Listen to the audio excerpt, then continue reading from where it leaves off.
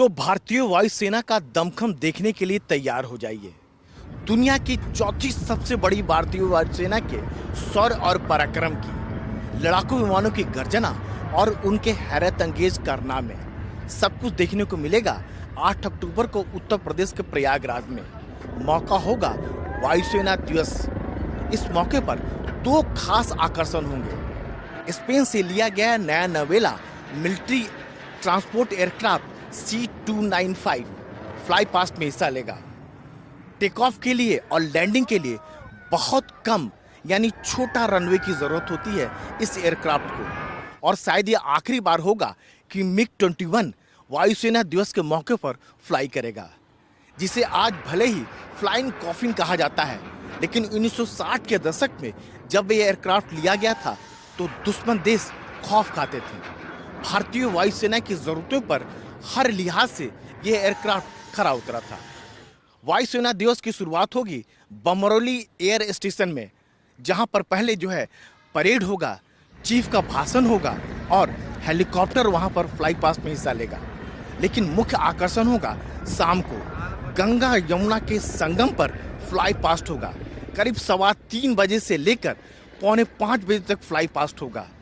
Rafale की बात करें, तेजस की बात करें, उसकी तेज सुनाई पड़ेगी, गर्जना सुनाई पड़ेगी।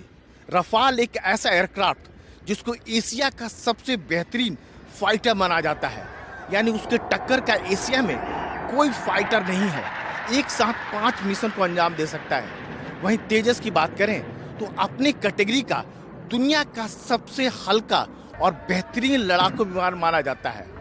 8 हार्ड पॉइंट बने हुए हैं, यानी ये अटैक भी कर सकता है और डिफेंस भी कर सकता है, बॉम्ब भी गिरा सकता है, मिसाइल भी गिरा सकता है। इसके अलावा सुखोई तो होगा ही, मिराज भी होगा, जिसने बालाकोट में जो पाकिस्तानी टेरर कैंप था जैश का, उसको तबाह किया था।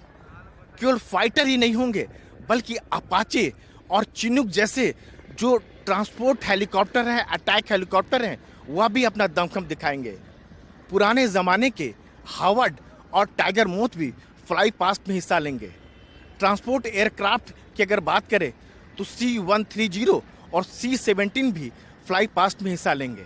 अवाक्स भी होंगे, यानी वायुसेना का सब कुछ होगा। 120 से ज़्यादा एयरक्राफ्ट होंगे जो 10 जगहों से फ्लाई करेंगे।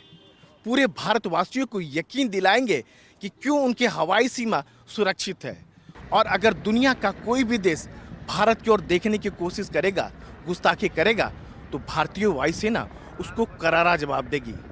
इसीलिए तो इस बार का थीम है एयर पावर बियॉन्ड बाउंड्रीज, यानी जो असीम है, स्काई इज द लिमिट।